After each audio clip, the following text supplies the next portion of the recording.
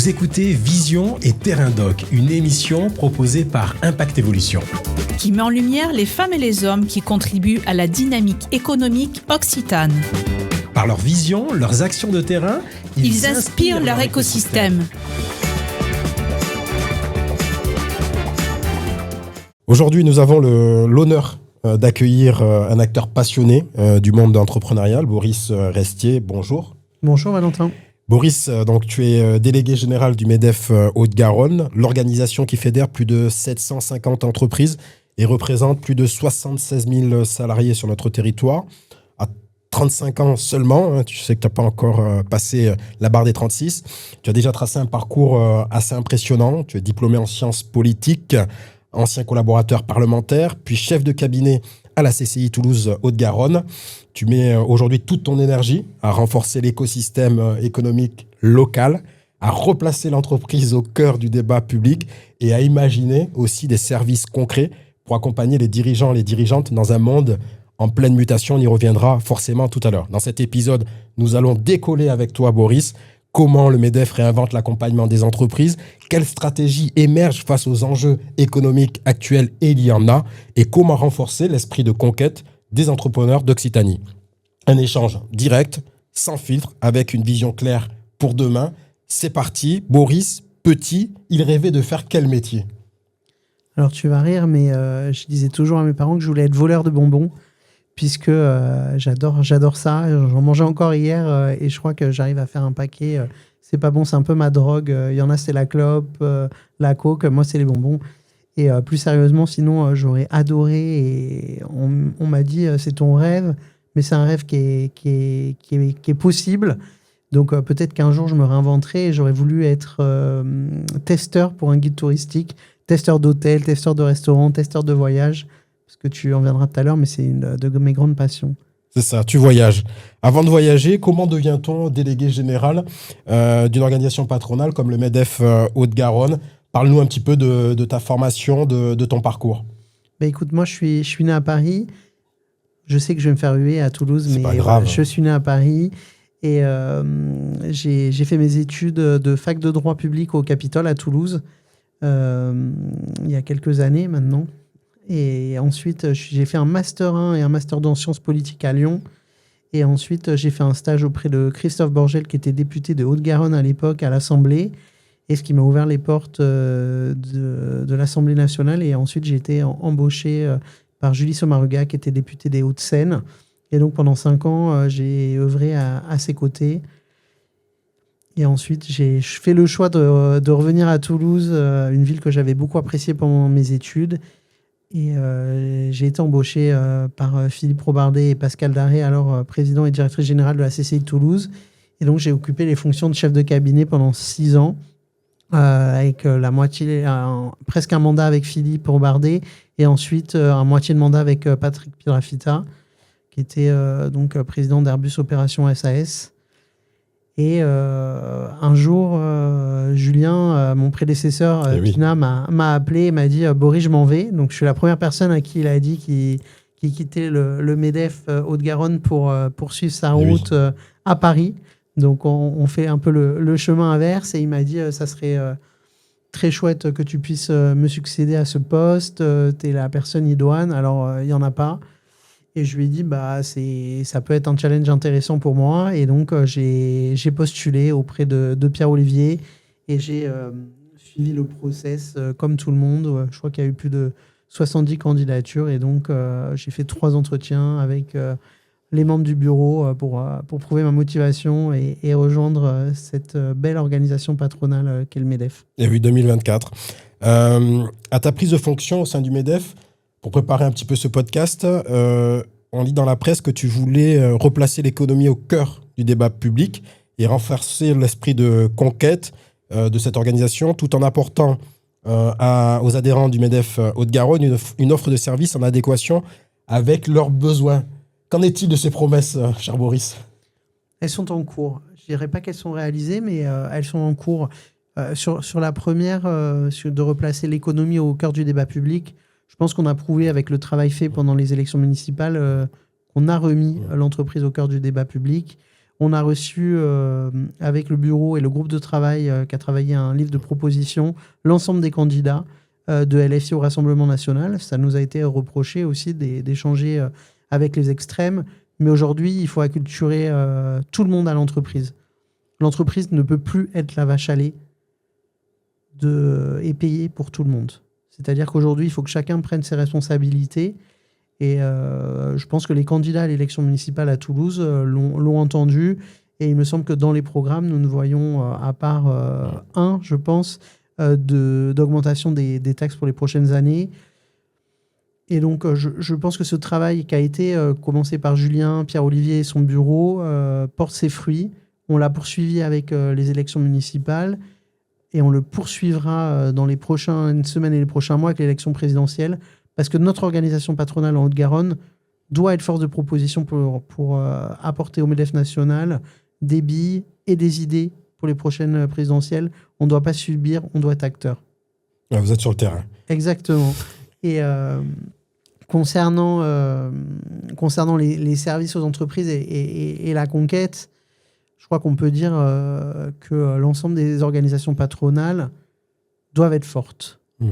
Et le MEDEF doit être une organisation forte. Et pour être forte, on doit avoir un nombre d'adhérents nombreux.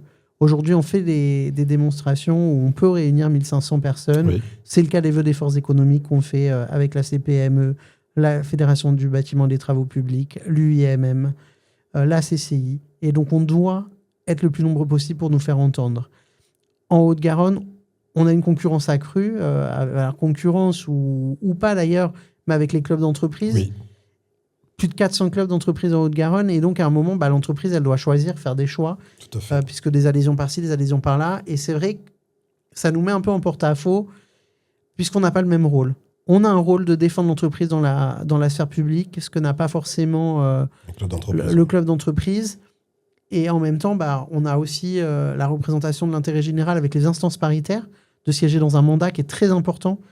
Et donc, moi, j'invite tous ceux et toutes celles qui veulent nous rejoindre à siéger et à prendre un mandat, que ça soit à l'URSSAF, oui, à la CPAM, au Prud'homme, au tribunal de commerce, à Action Logement, à la CCI.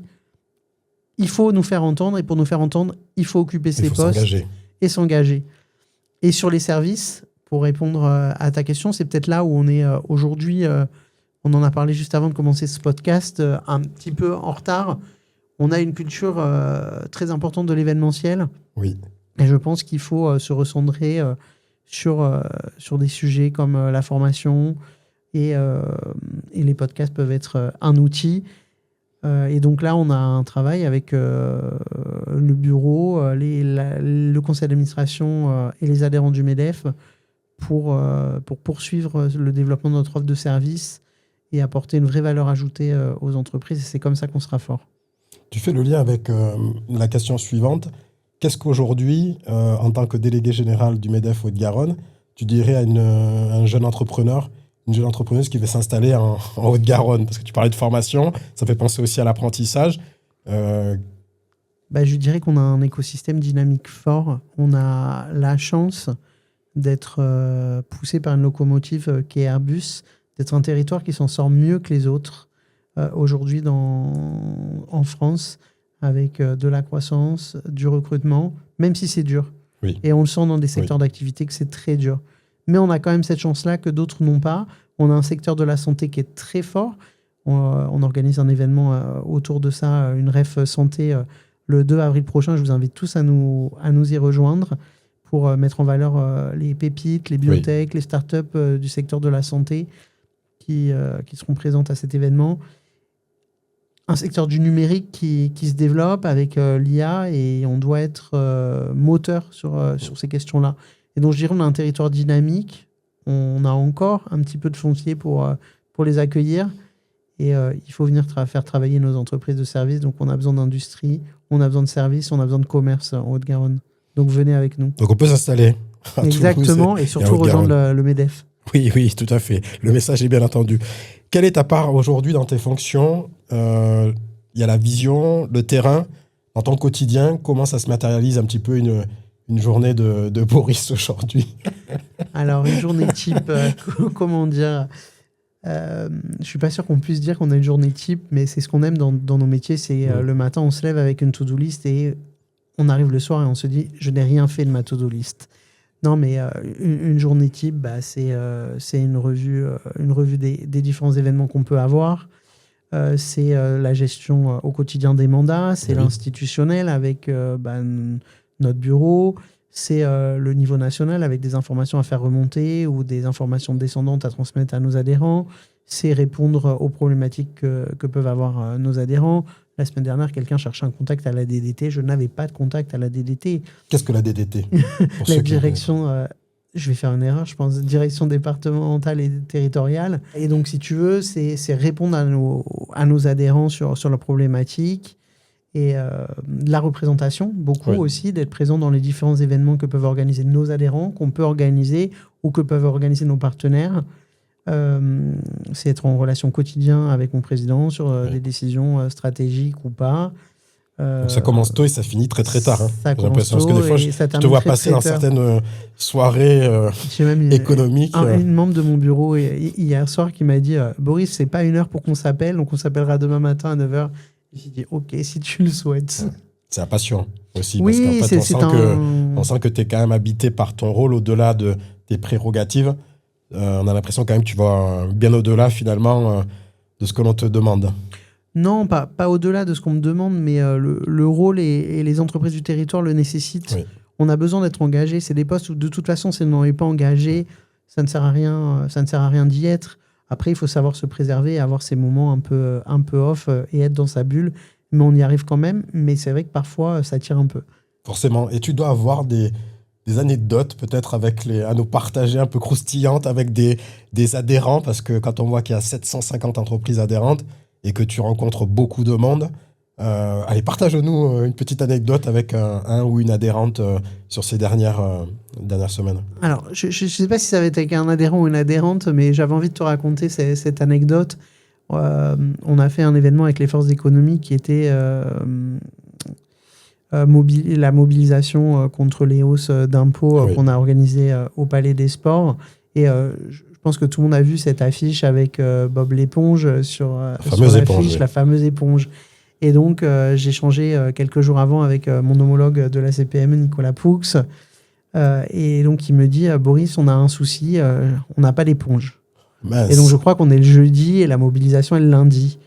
Et là, je me dis, mais on a quand même un problème, on a quand même des éponges partout sur les affiches, on ne peut pas ne pas avoir d'éponge. Compliqué. Et donc, ce matin-là, j'allais visiter avec Morgane Satin, qui est notre responsable événementiel et partenariat, un lieu pour accueillir notre F-Santé. Et donc, on est sur ce parking.